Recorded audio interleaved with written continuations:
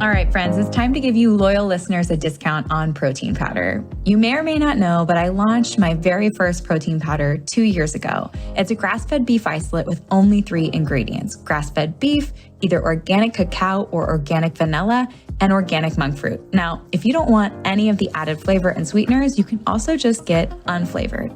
And no matter what flavor you choose, you're getting over 23 grams of protein per scoop, which is going to keep you full and satisfied between meals. I love starting my day with a Fab4 smoothie and breaking my fast with that much protein. It makes a serious difference in my cravings and blood sugar balance the rest of the day, and I've seen it with my clients as well. Now, I never thought I'd own a product company, but when I got pregnant with Sebastian, I realized the majority of protein powders were chemically extracted or enzymatically extracted, and I wanted to use heat and water only. I wanted minimal ingredients because we don't need those emulsifiers, fillers, or added vitamins, minerals, and probiotics. All of those additions increase the chances that it's not going to work for your body, whether it be bloating, digestion issues. I just wanted pure, clean protein to keep you full and satisfied so you could build the most delicious Fab4 smoothie. And I have to say, I'm pretty proud of the flavor. If you take a look at our reviews on Amazon, you'll see 5-star reviews for flavor. And that is key, because if you don't love your Fab4 smoothie and you don't love drinking your protein powder, you're not going to do it. It won't become a habit, and it's consistency that outpaces everything. So if you're here and you're listening and you want to give our protein powder a try, use the code PODCAST5 for $5 off your order. And let me know if you love it. My favorite ways to apply this protein powder is in my Fab4 smoothie, making freezer fudge, making chocolate milk, making hot chocolate, and throwing the unflavored into all my kids' baked goods. So let me know how you use it. Let me know if you love it, and share this podcast deal with your friends.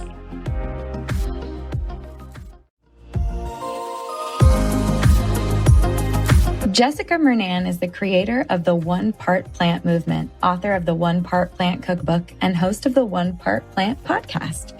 In 2018, after being diagnosed with stage 4 endometriosis, she founded Your Endo, an education platform that raises awareness and provides support for the physical and mental impact of endometriosis. She just released Your Endo book on April 27th. It is a comprehensive guide to living with endometriosis with real, actionable steps to help manage the debilitating and painful symptoms of endo. Readers can learn how to build their own toolkit of strategies to manage symptoms and counteract some of the emotional struggles of endo.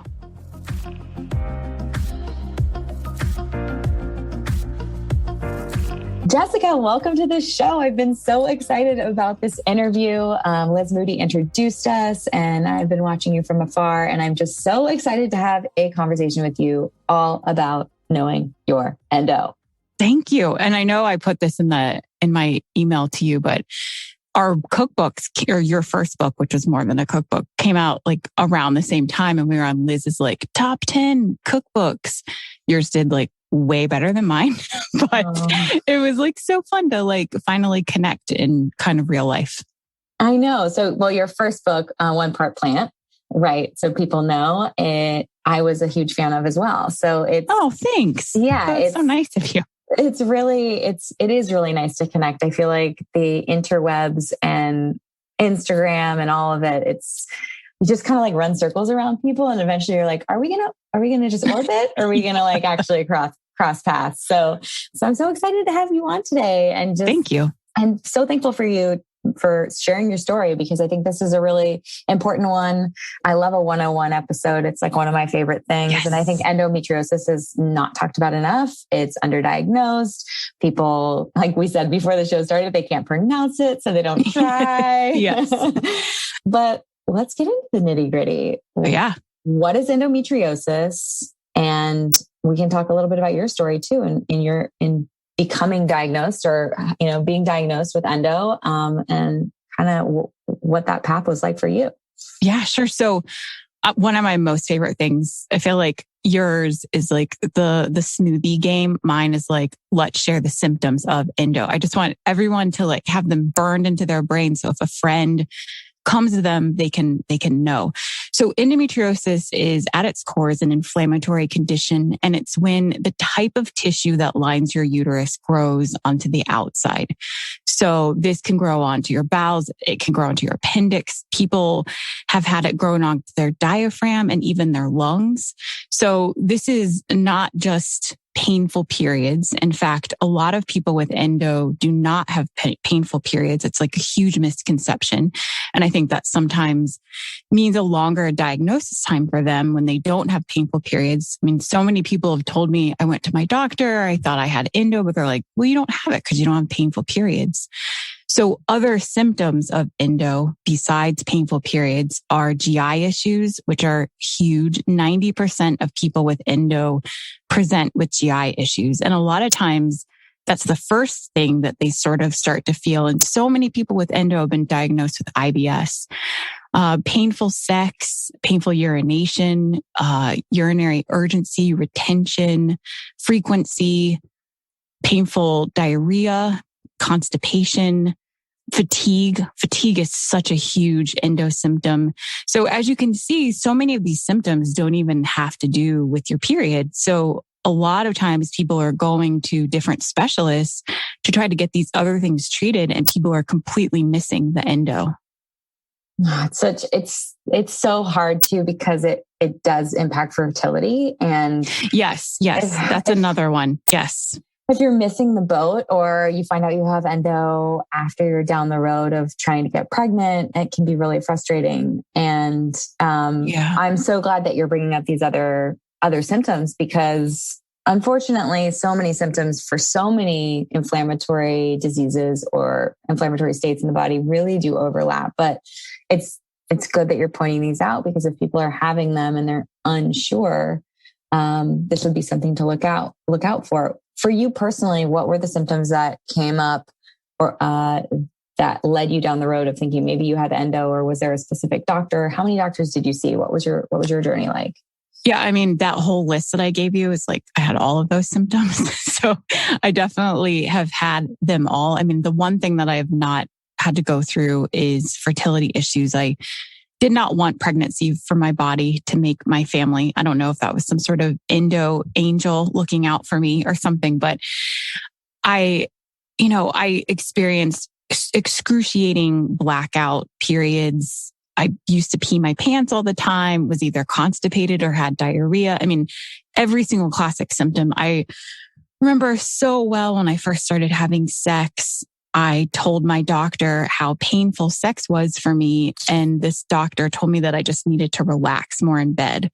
So from a very young age, I was told that these symptoms were either just in my head, or maybe I could fix them by, relaxing more.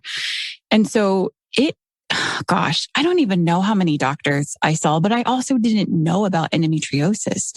So this wasn't even something I was asking about.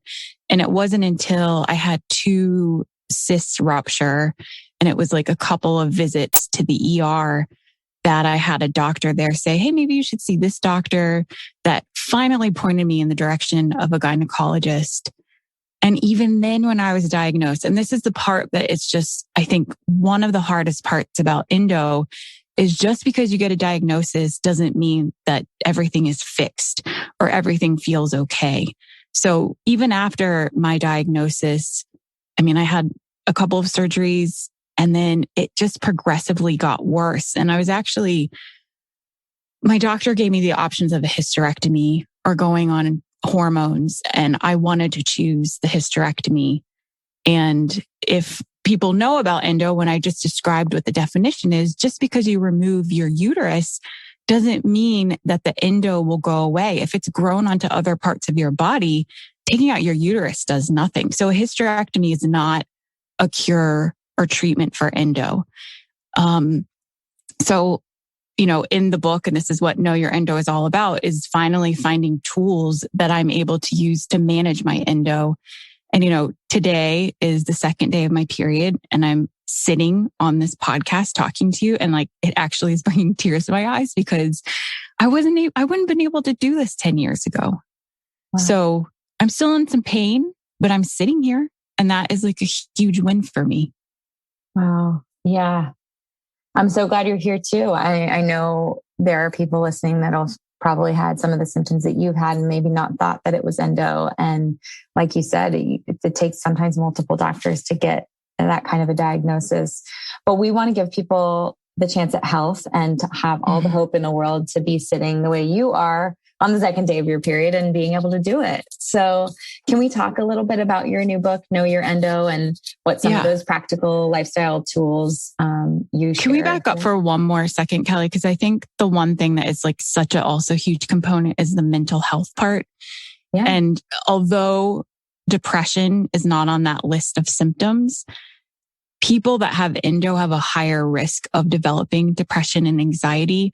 They actually did a BBC study that they interviewed over 13,500 people with endo, and nearly half of them said that they had had suicidal thoughts or had tried to die by suicide.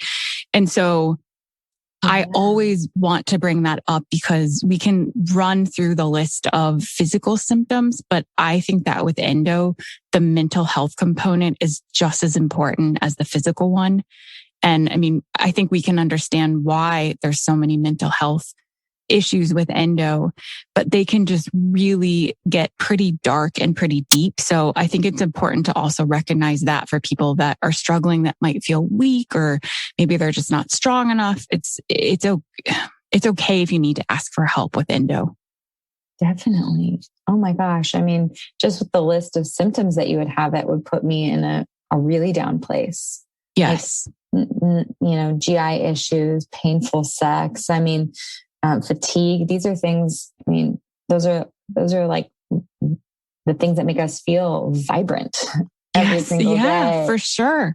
And I think that fertility piece too, I mean, 50% of unexplained infertility is endo. So a lot of people aren't diagnosed with endo until they're having problems getting pregnant. And it's sort of a double whammy, right? It's because I can not only not have a child naturally or how I want to, but I also have this condition.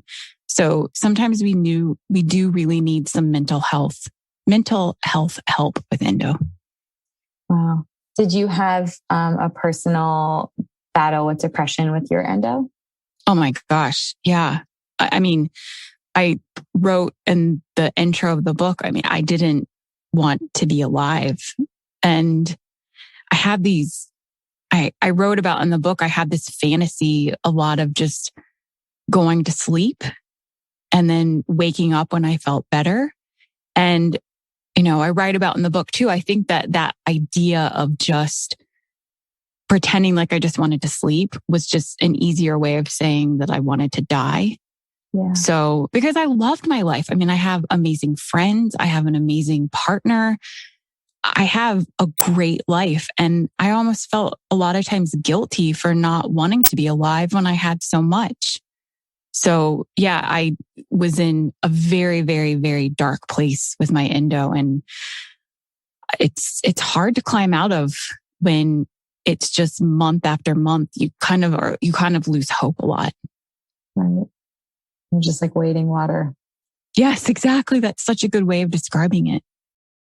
I mean, to think that you were in a place where you felt like you just like cool and calm and collected on the surface, but just like keep on swimming underneath. Yeah. How did you finally break free from the clouds, from the darkness?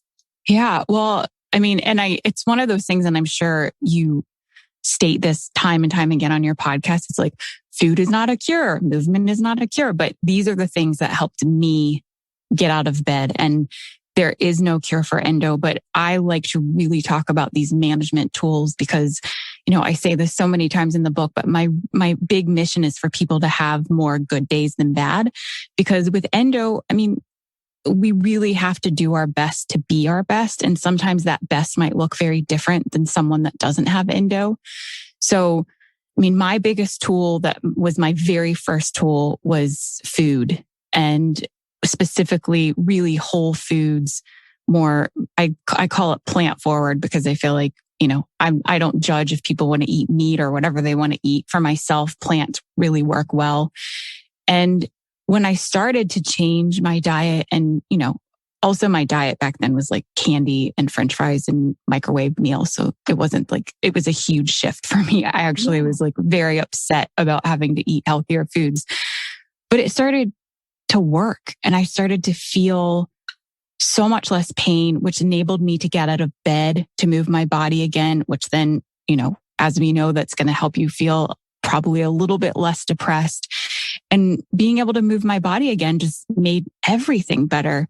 So movement, stress management, food, it's just this huge toolbox, this foundation that it really took me some time to kind of fine tune, but it's changed my entire life. Can have a major impact. I saw that Kelly McGonigal was one to give you early praise on your book, Your Endo. Kelly McGonigal has been on the show before and talks a lot about the myokines, anti-inflammatory chemicals that pass the blood-brain barrier and really, have a chemical effect on our body to make us feel good. So it's one thing when people are like, well, you just read these lifestyle things and there's no real, it's endorphins. And it's like, it's so much, it's so much more than that. It's like anti-inflammatory chemicals in an inflammatory condition like endometriosis. It can have such a powerful effect. Yes. And I mean, that's the thing in the book that I get very specific and dive deep into with Heba Shahid, who is a physical therapist. And she works specifically with people with endo. And we talk about why people with endo need to move their bodies. And I think what's frustrating is you see online and, on like a BuzzFeed article or something like 10 reasons why you should work out. And it's like, lower your cramps. And it's like, well, if I can't even get out of bed, like, how do you want me to go for a run or do anything? So it makes you feel even more shameful that you can't move your body. So in the book, we talk about foam rolling that counts as a movement and it feels really good. And it can really, help your fascia and it can help so much in your pelvic region. So it's about finding movements that work for you too, because I used to be such a boom bust, all or nothing. It's like, well, if I can't do that super hard dance class, then I can't do anything at all. But no, I can still do something. I can get on my foam roller. I can do some gentle yoga. With endo, we have to continue to move our bodies. Wow. Can you explain what the medical community believes is the cause of endometriosis? They don't know. And that sounds like the shittiest answer ever, but they still don't know.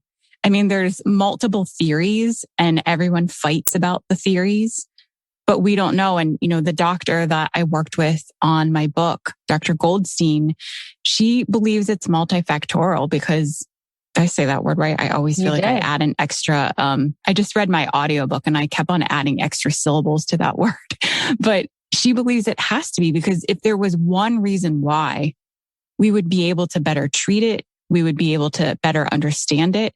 So, she thinks genetics are in play. Some people believe that toxins are in play. There's a lot of theories, but no one knows the real reason why. Wow.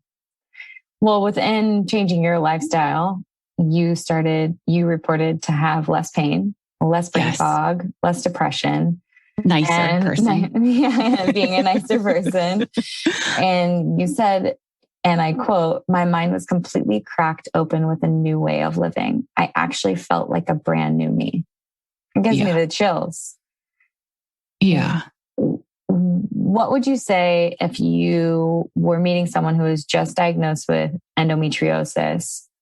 What few things would you have them change in their life that were manageable, right? Because I'm sure you've changed month over month, and I like to say brick by brick in your foundation of your healthy lifestyle.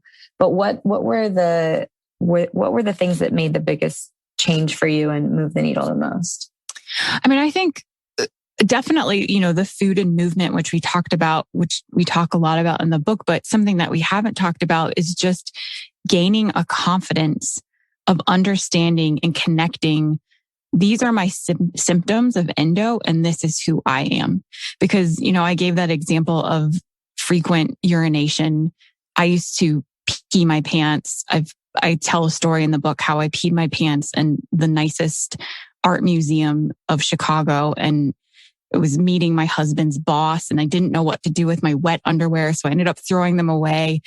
And I just thought I was a gross person that peed their pants. And now I know that that's a symptom of my endo. I'm not gross. I have something that is the reason why that happens. So fatigue is another one. So many people that have endo just think that they're lazy or unmotivated, and it really affects how they see themselves. So I think number one is just really getting to know all of the symptoms. And there's a guide in the book too, where you can share symptom stories and be able to separate those two things. And then I think the second piece of confidence is just being able to learn how to advocate for yourself. I mean, I was told that I had to be on the birth control pill. And if people are on the birth control pill and it works for them, like, more power to them. For me, it really impacted my mental health. But my doctor said I had to be on it. And now I know I'm allowed to say no, but it took me a long time to get that confidence. So I think with endo, I think really understanding your symptoms and being able to separate them from you, and also gaining confidence that you can say no and you can speak up for yourself and advocate for yourself, makes all those other things easier, I feel like. Definitely. Can you talk about some of the treatments? I know you touched on a hysterectomy that was offered to you, the birth control pill that was offered to you. How is endo being treated right now in Western medicine versus, say, like a functional MD approach or an Eastern doctor?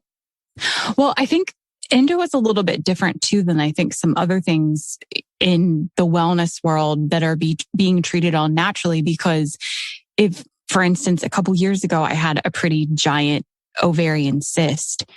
It was like a 10 centimeter, like baby head size. And I was managing my endo well, but that could not be reduced or changed by how well I eat or how much I move my body. So sometimes with endo, a lot of times with endo, excision surgery is necessary. And I hear from so many people that say, well, I don't want to have surgery and I'm too scared to get surgery. And I completely get that. But I think that being able to get diagnosed through a laparoscopic surgery is such a great thing to know. And I think, over time, I interviewed someone in my book that wasn't diagnosed with endo till she was 53. And at that point, her organs had fused together. So with endo, we can manage it our best, but a lot of times surgery is very necessary. And there's two types of surgeries for endo. One is a excision surgery where they actually excise the endo. And the second is ablation surgery where they burn away the endo. Most OBGYNs are performing ablation surgeries. If you got an ablation surgery and you feel fine, that's amazing. But a lot of people have 6 or 7 ablation surgeries because they're just burning the endo away. They're leaving a lot of endo behind where it's not safe to burn it away. And the issue is that excision surgery is 95% of the time out of pocket, not covered by insurance. And so it ranges between $15,000 to $20,000.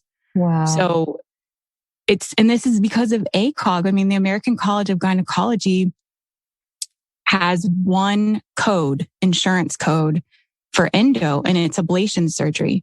So doctors aren't able to perform these excision surgeries and still get reimbursed by insurance companies. So they have to charge the way they do. Kelly, this stuff makes me so mad. I know, because it's just,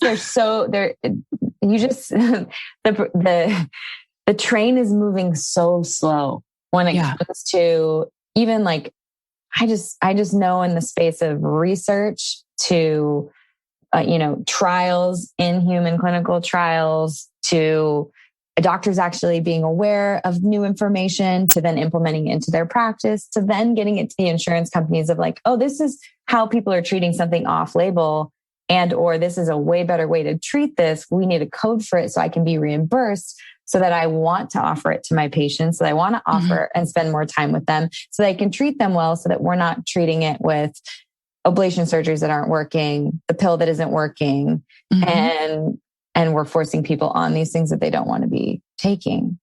Yeah. And so excision surgery and for some ablation surgery, those are truly the only treatments.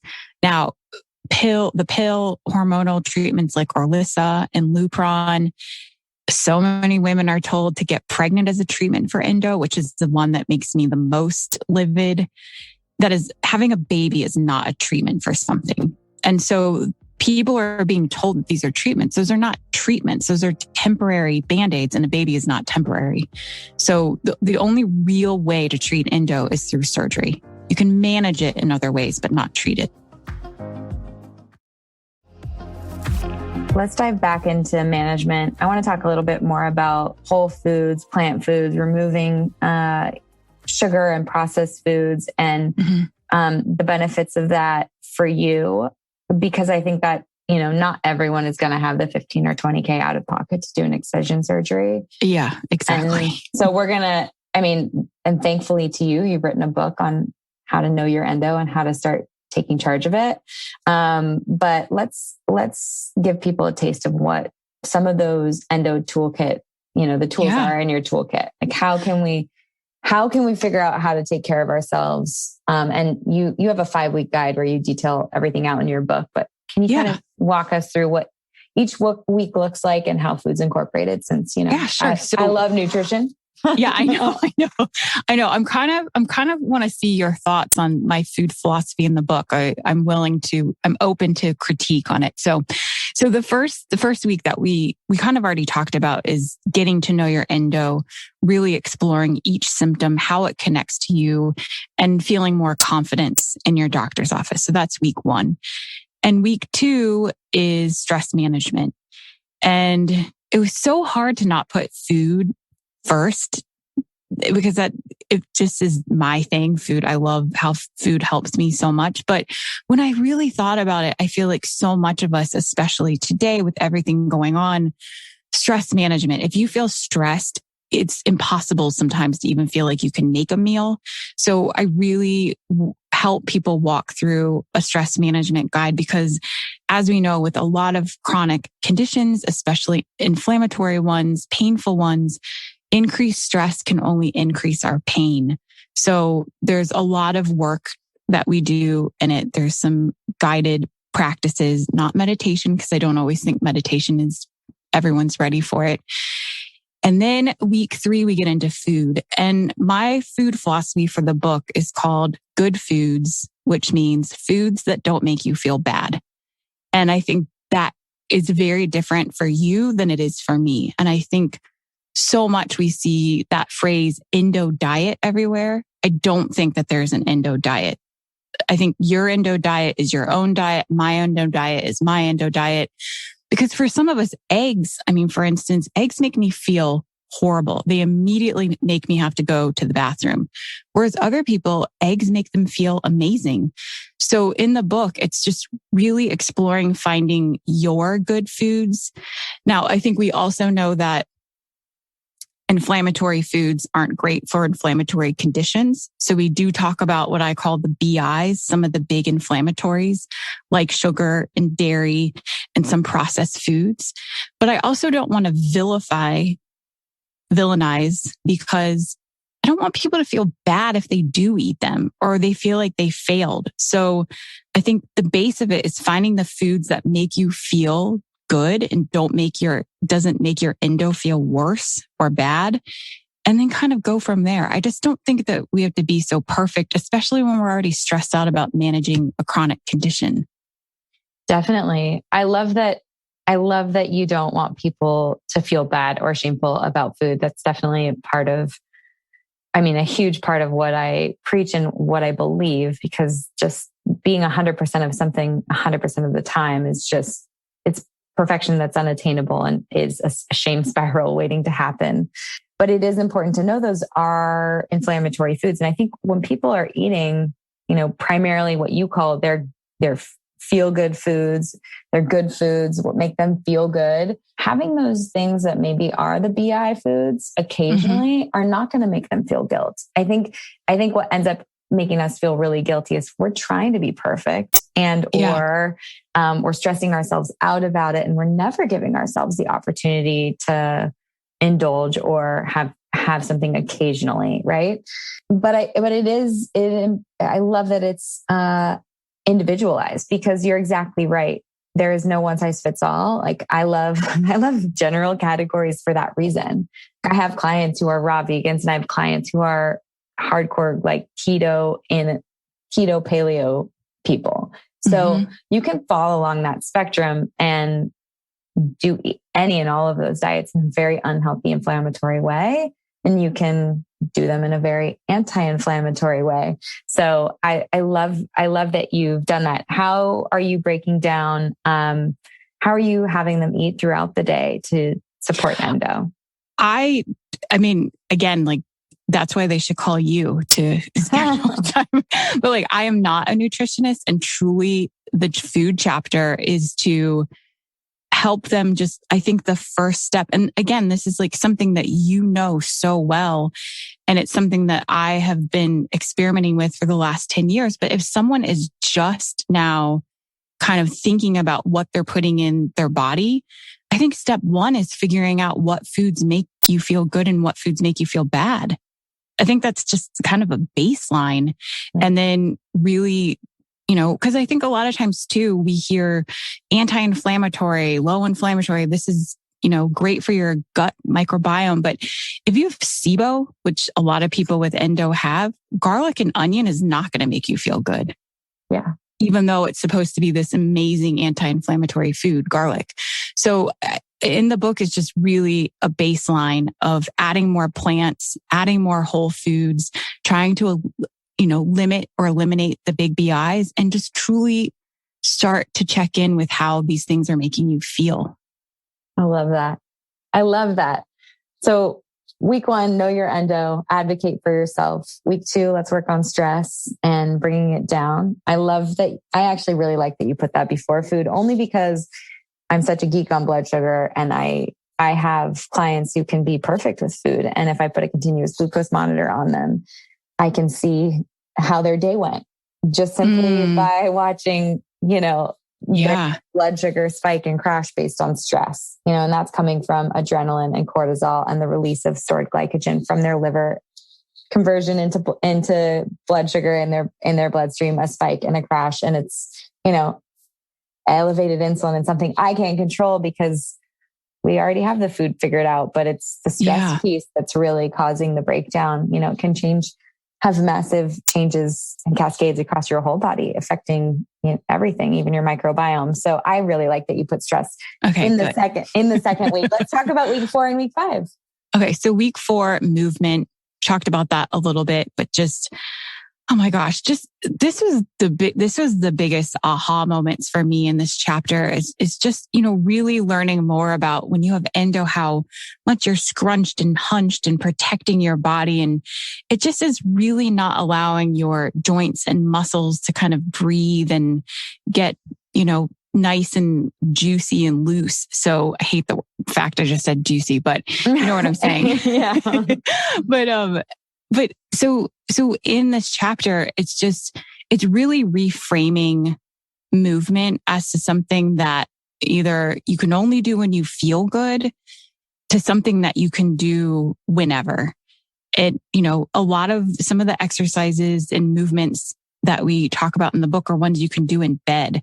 I just really want people to continue to move their body, because we also talk about, which I loved the research on, pain catastrophizing, and then also just that pain avoidance model, where if you're scared that when you move your body, you're going to be in more pain, you end up not doing anything. And then your period starts, and then you don't do anything again. And now it's a month that you haven't moved your body, which has now increased your pain and increased your depression.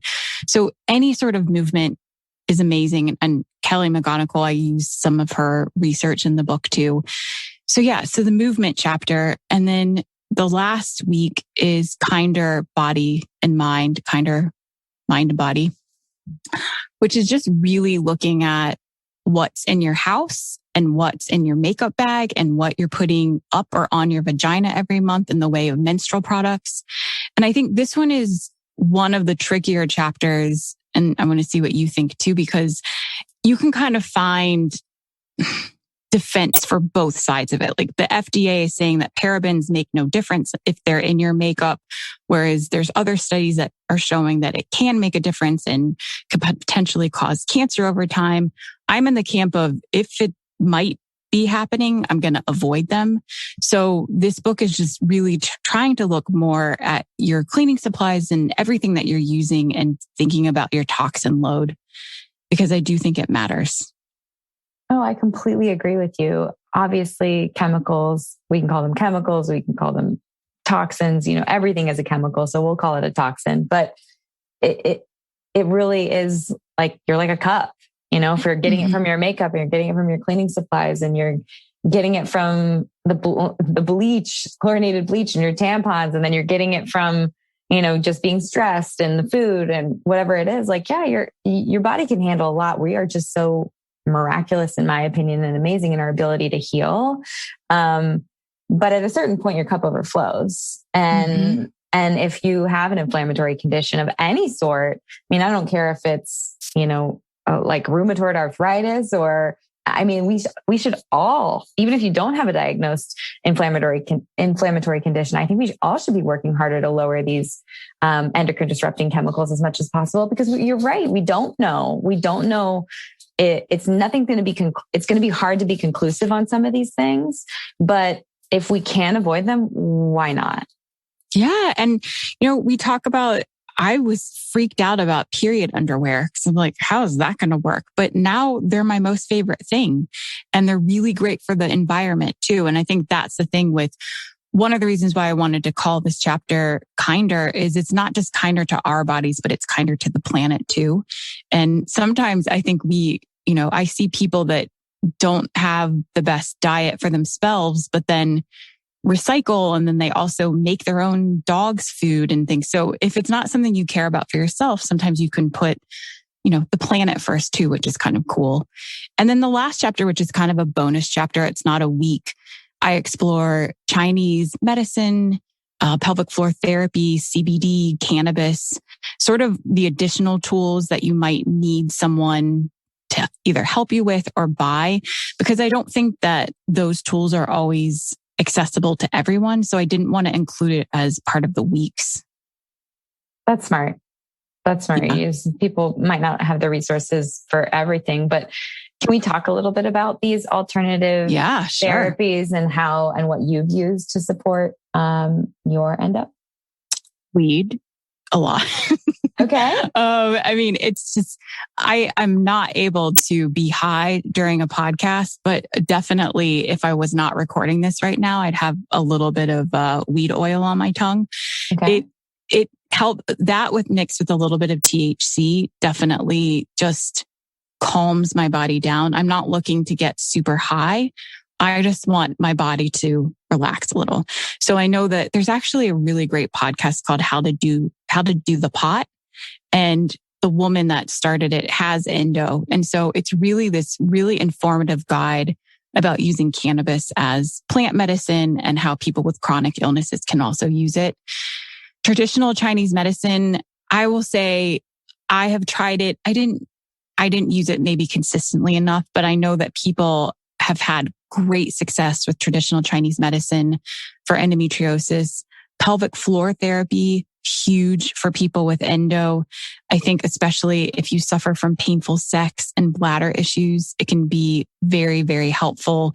But again, not everyone has access to those. So I like to, put that caveat, because even though it's amazing if you can access it, although some pelvic floor therapists are doing virtual online sessions now, which is pretty cool.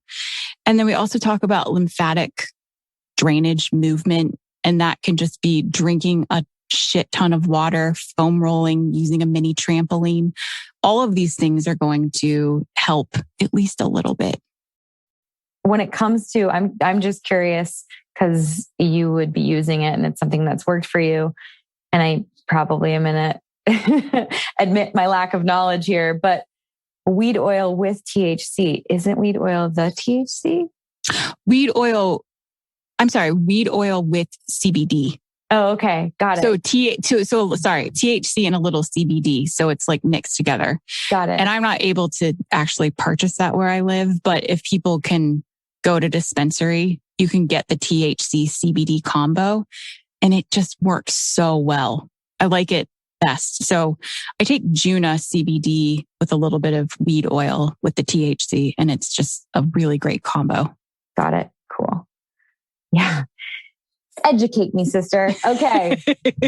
I was like, never tried it in high school or college.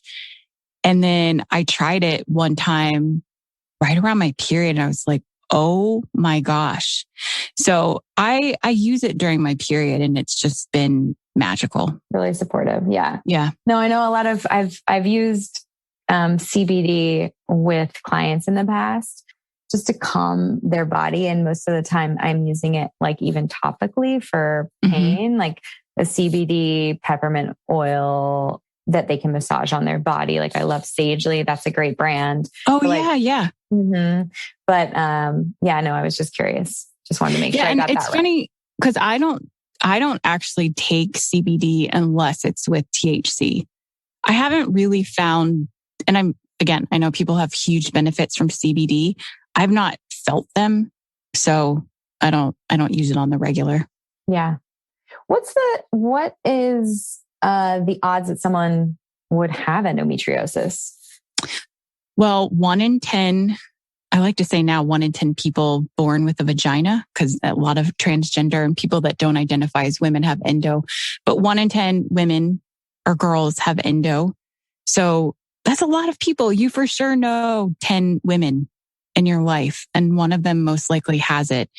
And like we mentioned earlier, it takes an average of 8 doctors in 10 years to get diagnosed. So anyone in your life that is, presenting any of the symptoms we talked about or painful periods, just tell them the word endometriosis. I mean, you would just be shocked at how many people, the first time they ever hear the word is when they're diagnosed.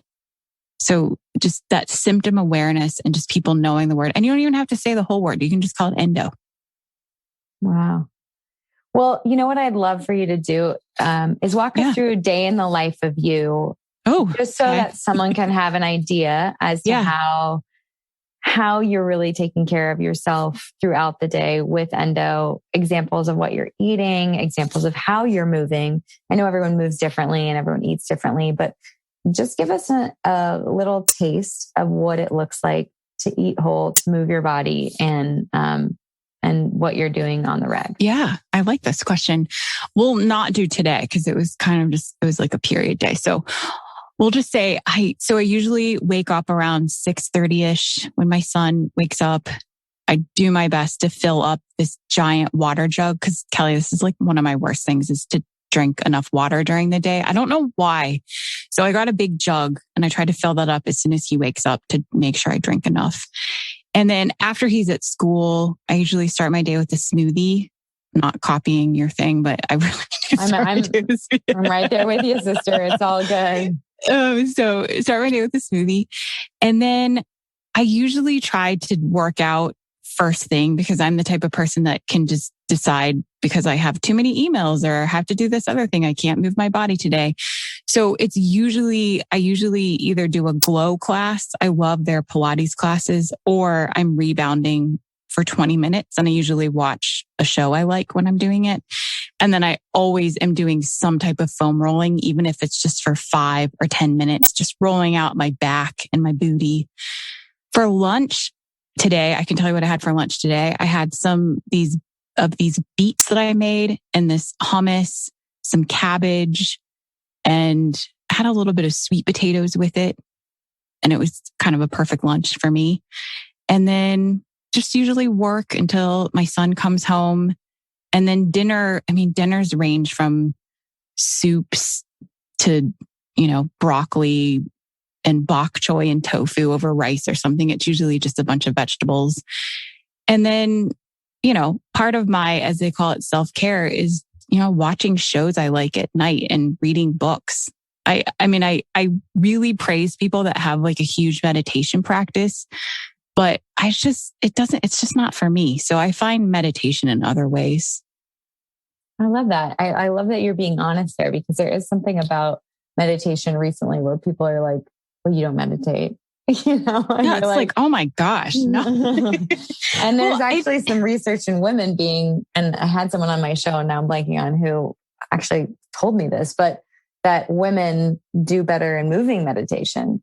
So, well, yeah. And I include this in the stress management chapter. I'm excited for you to see it because Dr. Elizabeth Stanley, I interviewed her. She wrote the book Widen the Window. It's the best book ever written on trauma and stress. And she talks about how people that have been through long periods of chronic stress or traumatic events, which is a lot of the endo community, meditation can actually increase your anxiety because you're tapping into that same type of breath.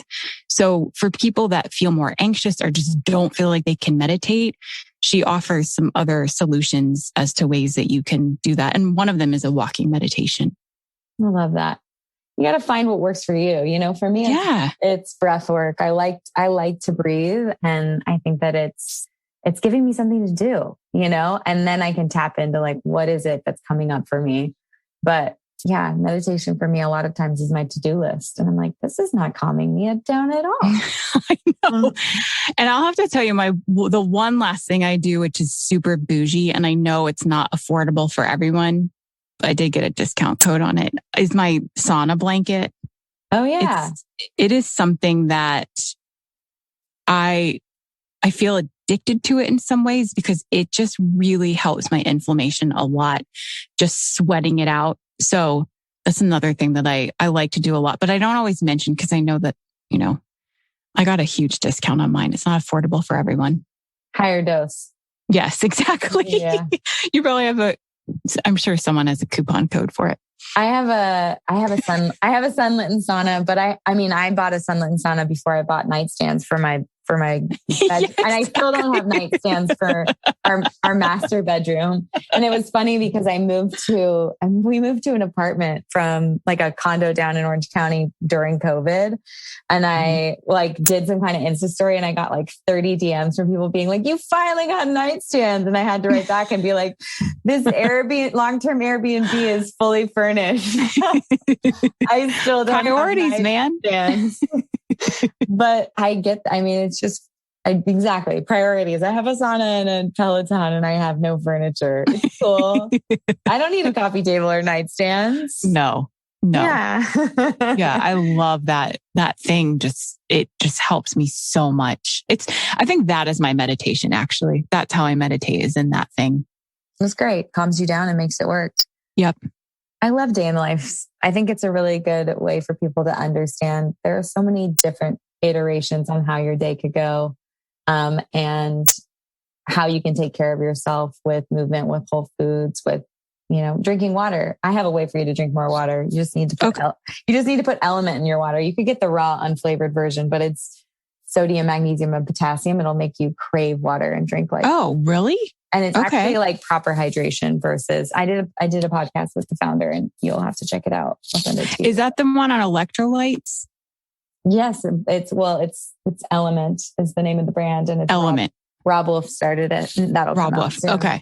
Yeah. Okay. Well, cause I don't know why, man. It's like, I'm so good about other things, but the water thing is but I also didn't grow up drinking water. Like I never even saw my mom drink a glass of water. So I think it's just a habit I need to break. Yeah, no, I don't think, we had like Sprite and 7-Up. Exactly. And I'm pretty sure like, Capri Suns. And yes, exactly. Yeah. I know. No. I feel so proud when my son, he'll be like, can I have some water? Like, oh my God. It feels like such a huge accomplishment that he knows that when he needs to be hydrated or that he wants to be hydrated. It's kind of exciting. It's wonderful. It's wonderful that our children are not drinking soda and they're able to, drink water. This is how you pass it down. This is how we decrease inflammation in our kids. This is how we empower them. So I'm curious because it sounds like this journey has been really empowering for you, even though I'm sure it's broken you down along the way. I think there has to be some silver linings here and how it's empowered you to advocate for yourself in other ways. What's the silver lining for you from Endo? Oh my gosh. Well, I mean, in a very braggy sort of way, I got to write 2 books. I don't know. I mean, I don't know. I remember when I got One Part Plant, the very first copy of it, I just remember holding it and thinking, I actually thought, thank you, Endo. Because I mean, you are a total dick, but I got to write a book probably because of my endo. I think that, and then also, it's funny that you asked that because I was just telling my husband, Dan, the other night, I have so many incredible endo friends now, and we don't even talk about endo, but I met them because of endo. And I'm grateful that it brought us together because they're some of the greatest people I know. So I think the friendships, I think getting to write 2 books is pretty cool. And I think also just, I do believe that I'm a stronger person because of it. Yeah. I think whenever anyone's dealing with a chronic illness, having community is pretty priceless. Mm-hmm. Even if you're not talking about it, just the being on the same even playing field and understanding at a deeper level what someone's going through, the healing from that is pretty miraculous. How did you find your endo community? You know, it's really interesting because, and this is, again, I always say no shade because I don't want people to think I'm dissing anything, but I have a hard time being online looking sometimes at endo accounts because it's not always happy. And I don't think the endo is always happy. So I kind of met a lot of my friends. They were maybe someone that interviewed me about endo, or they have an organization that's fighting for endo. And we kind of just started talking offline because, I mean, it's fine if you're going to DM with someone all day, but just being in Instagram kind of gives me anxiety. So it's just a lot of friendships that have become kind of offline friendships, just phone calls, and like I said, we don't really talk about endo, but like you said, I feel like we're on that same level where we just kind of get what each other has gone through, if that makes sense. Yeah. So I actually write in the book because I don't think that social groups are for everyone. And I think what you can do is kind of find that person in the group that you really connect with. And then maybe just send them a message like, hey, could we have a call or FaceTime or do this offline? Because I don't think group settings are for everybody. They're not for me. I feel a lot of anxiety when I'm in those big groups online. Yeah. It's a great piece of advice for people who maybe feel anxiety in a large group, but maybe the right step is to just get out there for one day and meet someone and take it offline. Take it back to the 90s and have a 45-minute phone call with your friends where you actually don't see their face. Yeah. I know. And that's it. And, and I like big groups in person. It's just big social groups, like social media groups, because are you going to miss something that someone said? Are people going to take something the wrong way? I just don't feel as connected in that way. Yeah. It's not as connecting. Definitely not. I love it. Well, I'd like to end today's podcast with a question that I've asked a number of other guests. And that is, what does body love mean to you? Oh my gosh. Do you hear my sigh? Because today's a big, crazy body day. I think body love means to me just being accepting of what is possible for my body. Because I think we talked about before, what is possible for my body is different for someone else's body. And it's just kind of being a little bit more accepting of that and also just having more compassion for it. I love it. I love it because that is really taking it from a place of not loving your body, but being in a place where you're pushing yourself, but loving yourself at the same time. Yeah. Yeah. Cause growth. Yeah. Growth. Constantly growing. Oh, well, Jessica, this was really awesome. I think for anyone who has had, painful sex, fatigue, IBS, some of the other symptoms you mentioned, constipation, diarrhea, peeing their pants. I mean, these might be things that people just think are normal. Mm-hmm. Yeah, I know. And this interview could be that one conversation that has people advocating for themselves and advocating in the right places in their doctor's office, asking the questions if they think that they have endo. Well, thank you for having me on here to allow me to get it out there to everyone. I really appreciate it.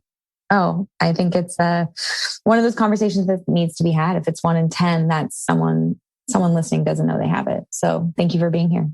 Thank you. Where can people follow along?